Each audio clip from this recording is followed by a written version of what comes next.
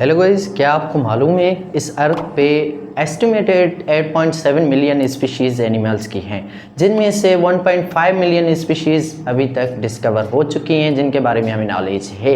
तो उन स्पीशीज़ को किस बेसिस पे डिवाइड किया गया है और कैसे हम उनको इजीली अंडरस्टैंड करें, तो आइए उनके बारे में हम अंडरस्टैंड करते हैं। तो hello guys, welcome to Matthews. मेरा नाम मनान है और आज का जो हमारा टॉपिक है that is vertebrates and invertebrates. तो सबसे पहले हम वर्टिब्रेट्स को अंडरस्टैंड करते हैं, देन हम इनवर्टिब्रेट्स की तरफ चलते हैं। तो वर्टिब्रेट्स क्या होते हैं? वर्टिब्रेट्स आर दोज एनिमल्स जिनके पास बैकबोन होता है और जिनके बॉडी के अंदर एक वेल डिफाइंड एक स्केलेटन सिस्टम होता है। ठीक है, तो वर्टिब्रेट्स एनिमल्स वो होते हैं जो कॉम्प्लेक्स होते हैं, साइज में बड़े होते हैं, उनके अंदर ऑर्गन्स होते हैं, एक ऑर्गन सिस्टम होता है, उनके अंदर ब्रेन होता है जिससे वो फंक्शन करते हैं। अब वर्टिब्रेट्स के 5 सब ग्रुप्स हैं। सबसे पहले आता है मैमल्स। अब मैमल्स वो एनिमल्स होते हैं जिनकी बॉडी पे हेयर्स होते हैं which give birth to babies, जो अंडे नहीं देते, जो बच्चों को बर्थ देते हैं। उसके साथ साथ vertebrates are warm blooded animals. अब वार्म ब्लडेड एनिमल्स कौन से होते हैं? जिनकी बॉडी का टेम्परेचर फिक्स्ड होता है, जो बाहर के एनवायरनमेंट पे डिपेंड नहीं करता। बाहर चाहे सर्दी हो गई चाहे गर्मी हो गई, लेकिन वो अपनी बॉडी का टेम्परेचर इंटरनली मेंटेन करते आते हैं। सेकंड नंबर पे जो वर्टिब्रेट्स का ग्रुप है that is birds. Birds are also warm blooded animals. और बर्ड्स क्या करते हैं? अंडे देते हैं, उनकी बॉडी पे फेदर्स होते हैं। उसके बाद हम थर्ड नंबर पे चलते हैं, that is reptiles. Reptiles are cold blooded animals. अब कोल्ड ब्लडेड एनिमल्स कौन से होते हैं? वो होते हैं जो बाहर के एनवायरनमेंट पे जिसका टेम्परेचर चेंज हो जाए। अब बाहर सर्दी हो गई तो उनकी बॉडी का टेम्परेचर ठंडा हो जाएगा, अगर बाहर गर्मी हो गई तो उनकी बॉडी का टेम्परेचर गर्म हो जाएगा। तो वो अपनी बॉडी का टेम्परेचर कांस्टेंट नहीं कर पाते, वो मेंटेन नहीं कर पाते, वो बाहर के एनवायरनमेंट के टेम्परेचर पे डिपेंड करते हैं। उसके साथ साथ रेप्टाइल्स वो होते हैं जो ज़मीन पर रेंग के चलते हैं, और रेप्टाइल्स की बॉडी हार्ड होती है, ड्राई होती है, जैसे हमारा क्रोकोडाइल हो गया, स्नेक हो गया। और उसके साथ साथ वो अंडे देते हैं, और कहाँ पे अंडे देते हैं? वो ज़मीन पर आकर अंडे देते हैं। तो फोर्थ नंबर पे हमारा ग्रुप हो गया दैट इज एम्फीबियन। अब एम्फीबियन वो होते हैं जो ड्यूल लाइफ जीते हैं, वो पानी में भी सांस ले सकते हैं, ज़मीन पर भी सांस ले सकते हैं।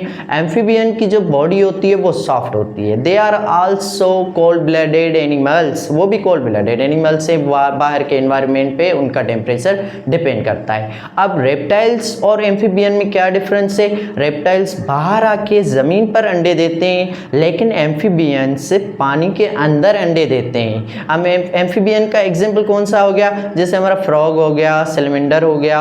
अब हम चलते हैं लास्ट जो ग्रुप है दैट इज़ फिशेस। अब फिशेस कहाँ पे रहती है? पानी के अंदर रहती हैं। फिशेस की बॉडी पे स्केल्स होते हैं। They are also cold blooded animals, और उनकी एक और खासियत है वो भी अंडे ही देते हैं। That's all for vertebrates.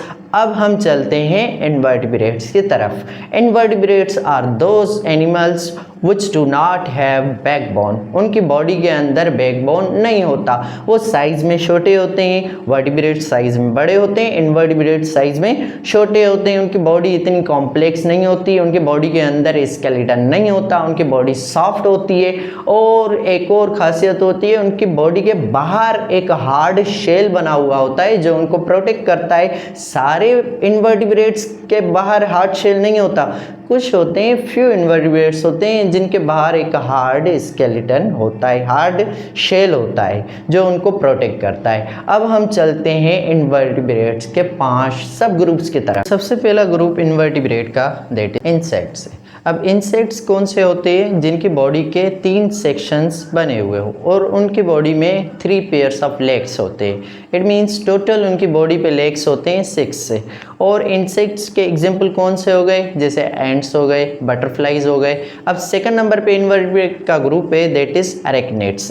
अब अरेक्निड्स और इंसेक्ट्स में क्या डिफरेंस है? अरेक्निड्स वो होते हैं जिनकी बॉडी के 3 सेक्शंस नहीं होते, 2 भी हो सकते हैं, मोर देन 3 हो सकते हैं, और उनकी बॉडी पे 3 पेयर्स ऑफ लेग्स नहीं होते, 8 पेयर ऑफ लेग्स होते हैं, जैसे हमारे स्पाइडर हो गया। अब जो हमारा थर्ड ग्रुप है इनवर्टिब्रेट का दैट इज मोलस्क।